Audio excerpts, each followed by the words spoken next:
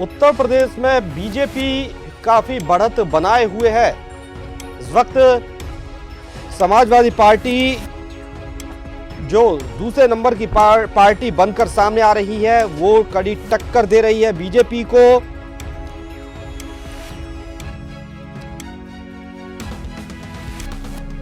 चार राज्यों में बीजेपी आगे चल रही है, बढ़त बनाए हुए है।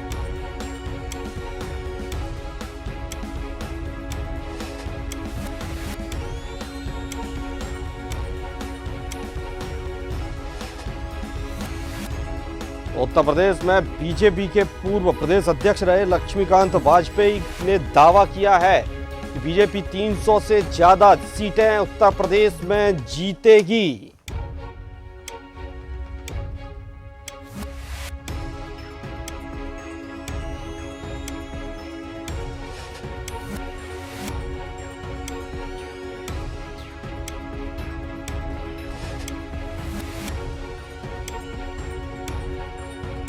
उत्तर प्रदेश में जिस तरह से समाजवादी पार्टी दावे कर रही थी, ये माना जा रहा था कि अखिलेश और जयंत की जोड़ी कमाल करेगी, लेकिन उस अनुरूप पर नहीं उतरी।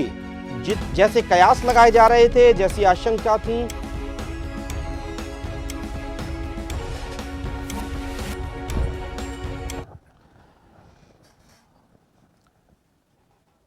और लखनऊ से हमारे साथ संवाददाता धीरेन्द्र जुड़े हुए हैं। धीरेन्द्र, अब तक मतगणना कितने फीसदी हो चुकी है, कितने राउंड की मतगणना हो चुकी है और मतगणना में क्या कुछ अब तक सामने आ रहा है? जी भानु जी, आपको बता दें, राजधानी लखनऊ की अगर बात करें तो राजधानी लखनऊ में 3 राउंडों की वोटिंग हो चुकी है, जिसमें से 6 सीटों पे बीजेपी आगे चल रही है और 3 सीटों पे समाजवादी पार्टी आगे चल रही है। कहीं ना कहीं भारतीय जनता पार्टी इस बार लखनऊ में जिस तरह से 2017 के आंकड़े थे उसको दोहराते हुए नजर आ रही है। जी, लेकिन जिस तरह से कयास थे कि समाजवादी पार्टी कड़ी टक्कर देगी और हो सकता है अगली सरकार भी समाजवादी पार्टी बनाए, जयंत चौधरी के साथ जो गठबंधन किया था, क्या लगता है वो गठबंधन कामयाब नहीं हो पाया, या जनता ने उस पर भरोसा नहीं दिखाया, या जिस तरह से पूर्वांचल में गठबंधन किया था वो कामयाब नहीं होता दिख रहा?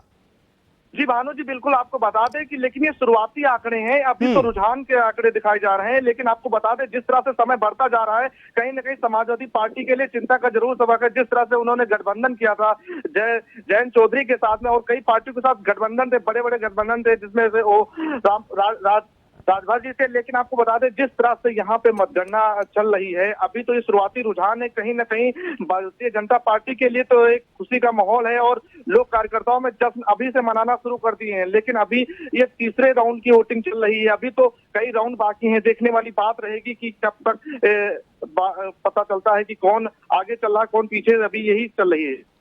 जी बिल्कुल धीरेन्द्र, लेकिन जिस तरह से अभी वोटिंग हो रही है, रुझान सामने आ रहे हैं, जब फाइनल नतीजे आएंगे, फाइनल रिजल्ट आएगा, क्या आप वहां मौजूद हैं ग्राउंड पर? क्या आपको लगता है कि नतीजे चौंकाने वाले हो सकते हैं?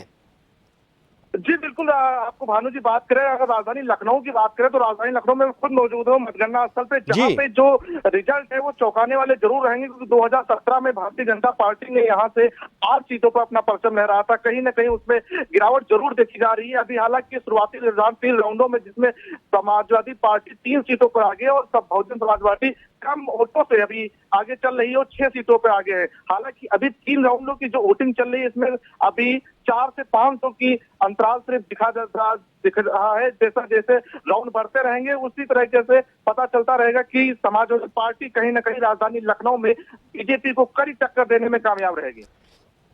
जी धीरेन्द्र, बैलेट पेपर की जो मतगणना थी वो पूरी हो चुकी है? जी बिल्कुल, बैलेट पेपर की मतगणना करीबन 1.5 घंटे पहले हो चुकी है। अब ईवीएम के राउंड है वो लगातार राउंड पूरे हो रहे हैं। 3 राउंड हो, 4था राउंड भी पूरा होने वाला है। कुछ ही मिनटों में 4था राउंड भी पूरा हो जाएगा।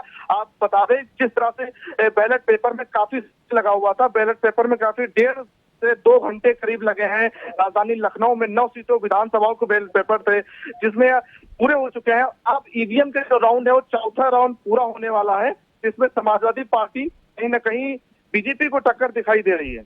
जी बिल्कुल, धीरेन्द्र, यहाँ टक्कर जरूर है दोनों पार्टी के लिए बीच और बढ़त भी बनाए हुए है बीजेपी। ऐसे में कांग्रेस के बारे में अगर हम बात करें या अन्य पार्टियों की बात करें तो उनका क्या कुछ रुझानों में सामने आ रहा है?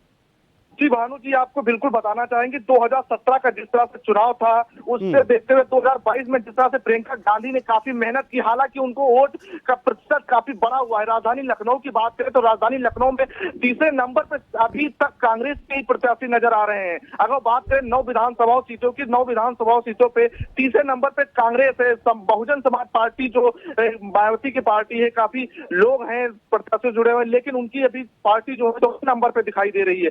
कहीं प्रियंका गांधी का वोट प्रतिशत 2017 से 2020 काफी बढ़ा हुआ है। कहीं न कहीं देखने वाली बात रहेगी कि जैसे जैसे राउंड बढ़ते हैं, कहीं न कहीं राजधानी लखनऊ की बात करें तो एक सीट हो सकता है कि यहाँ पे कांग्रेस की भी निकलने में रहते हैं। जिस तरह से पश्चिम में देखा गया है, पश्चिमी में अभी तक 200 वोटों की राउंड चल रही है, अंतराल चल रहा है समाजवादी पार्टी और भाजपा और कांग्रेस में सिर्फ 200 से 300 वोटों का अंतराल चल रहा है। जी धीरेन्द्र, हम बात करें चुनावों के वक्त की, जब रैलियां चल रही होती हैं तो तमाम भीड़ प्रत्याशियों के साथ दिखाई देती है। खुद अखिलेश यादव, जयंत चौधरी जब आते हैं तो उनके रथ के आगे पीछे तमाम जमावड़ा दिखता है, दूर दूर तक उनके समर्थक ही समर्थक दिखते हैं, चाहे बीजेपी हो उनके भी समर्थक दिखते हैं। कांग्रेस की बात करें, लड़की हूं लड़ सकती हूं जब नारा दिया था, तमाम महिलाएं थीं, तमाम लोग थे, लेकिन जब चुनाव के नतीजे आते हैं तो माहौल एकदम से बदला हुआ दिखता है। तो कहां चले जाते हैं वो मतदाता, कहां चली जाती है वो भीड़, कहां बट जाता है ये वोट? जी बिल्कुल भानु जी, आपने सही बताया। जिस तरह से वोटों के दौरान जिस तरह से कार्यकर्ता एक साथ रहते थे, लेकिन अगर बात करें तो कांग्रेस के कार्यकर्ता जो यहाँ पे अभी तो हम दूर दूर तक कांग्रेस के कार्यकर्ता नजर नहीं आ रहे हैं। हालांकि समाजवादी पार्टी और भारतीय जनता पार्टी के यहाँ पे कई बैनर लगे हुए हैं और कई जगह पे उनके स्थल पे कार्यकर्ता बैठे हैं। हालांकि अभी कुछ देर पहले समाजवादी पार्टी के यहाँ पे जो भीड़ थी वहां पे लड़ाई होने लगी और आपस में दो अखिलेश यादव के नारे लगाने लगे। कहीं ना कहीं भारी पुलिस के साथ, सुरक्षा व्यवस्था के साथ उनको शांत कराया गया। देखने वाली बात रहेगी कि ये चुनाव आयोग के लिए और यहाँ की राजधानी लखनऊ की अगर बात करें तो यहाँ की जिलाधिकारी डीएम अभिषेक प्रकाश के लिए चुनौती रहेगी कि किस तरह से मतगणना को किस तरह से शांत तक कैसे कराते। कहीं न कहीं समाजवादी पार्टी के कार्यकर्ता अभी से उग्र दिखाई दे रहे हैं। हालांकि कांग्रेस की बात करें तो कांग्रेस की गिने चुने हुए कार्यकर्ता जो प्रत्याशी है उनके साथ कार्यकर्ता एक कार्यकर्ता सिर्फ दिखाई पड़ रहा है, बाकी ना ही कांग्रेस के। और बहुजन समाजवादी पार्टी की बात करें तो बहुजन समाज पार्टी में तो यहाँ पे गिने चुने कार्यकर्ता दिखाई दे रहे हैं। जी बिल्कुल है धीरेन्द्र, अब ये बड़ी एक चुनौती